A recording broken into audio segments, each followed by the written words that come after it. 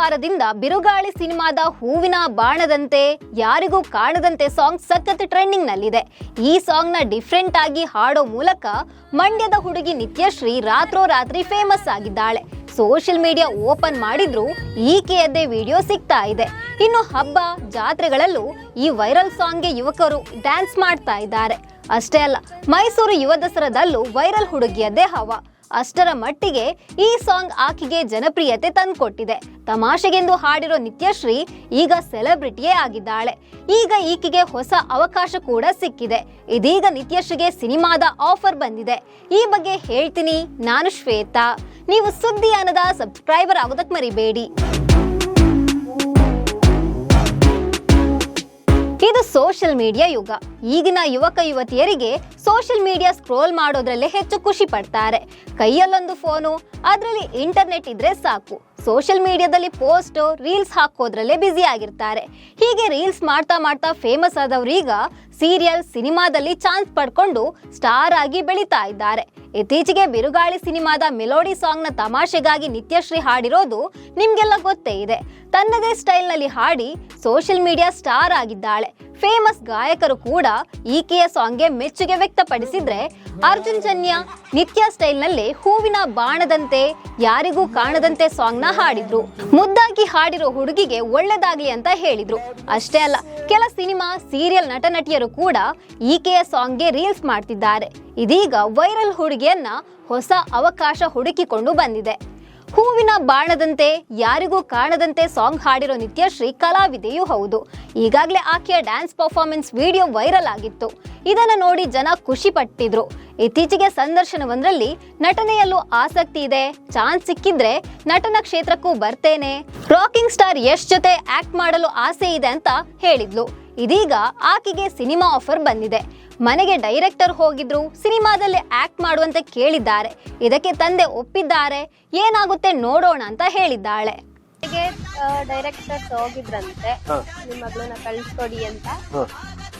ಅಪ್ಪ ನನಗೆ ಓಕೆ ಅಂತ ಅಂದಿದ್ದಾರೆ. ನೋಡೋಣ ಏನಂತ. ಇನ್ನು ನಿತ್ಯಶ್ರೀ ಹವಾ ಜೋರಾಗಿದೆ. ಒಂದ್ ಕಡೆ ಸಂದರ್ಶನ ಕೊಡೋದ್ರಲ್ಲಿ ಬ್ಯುಸಿ ಆದ್ರೆ, ಇನ್ನೊಂದ್ ಕಡೆ ಹಬ್ಬ ಕಾರ್ಯಕ್ರಮಗಳಲ್ಲೂ ಫುಲ್ ಮಿಂಚ್ತಾ ಇದ್ದಾಳೆ. ಮೈಸೂರು ಯುವ ದಸರಾ ಸಂಭ್ರಮದಲ್ಲಿ ನಿತ್ಯಶ್ರೀ ಫುಲ್ ಡ್ಯಾನ್ಸ್ ಮಾಡಿದ್ದಾಳೆ. ಆಕೆಯ ಜೊತೆ ಫ್ರೆಂಡ್ಸ್ ಕೂಡ ಕುಣಿದಿದ್ದಾರೆ. ಸದ್ಯ ಈ ವಿಡಿಯೋ ಕೂಡ ವೈರಲ್ ಆಗ್ತಾ ಇದೆ.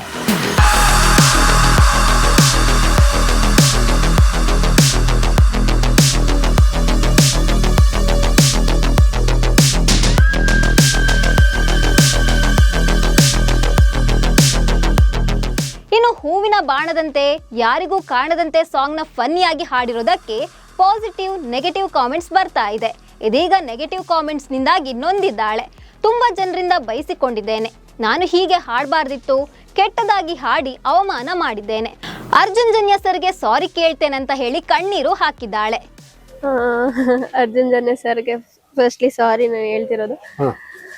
ಅವ್ರು ಅದನ್ನ ನೆಗೆಟಿವ್ ಆಗಿ ತಗೊಂಡಿಲ್ಲ, ಆದ್ರೂ ನನ್ಗೆ ಗಿಲ್ಟ್ ಫೀಲ್ ಆಗ್ತಿದೆ. ಸೊ ನಾನು ಏನಕ್ಕೆ ಅಷ್ಟ್ ಚೆನ್ನಾಗಿರೋ ಸಾಂಗ್ ನ ಅಷ್ಟು ಕೆಟ್ಟದಾಗ ಆಡಿದ್ದೀನಲ್ಲ ಅಂತ ತುಂಬಾ ಬೇಜಾರಾಗಿದೆ.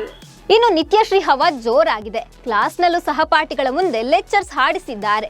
ಆಕೆಯ ಹಾಡು ಕೇಳಿ ಕ್ಲಾಸ್ಮೇಟ್ ಫುಲ್ ಖುಷಿ ಪಟ್ಟಿದ್ದಾರೆ.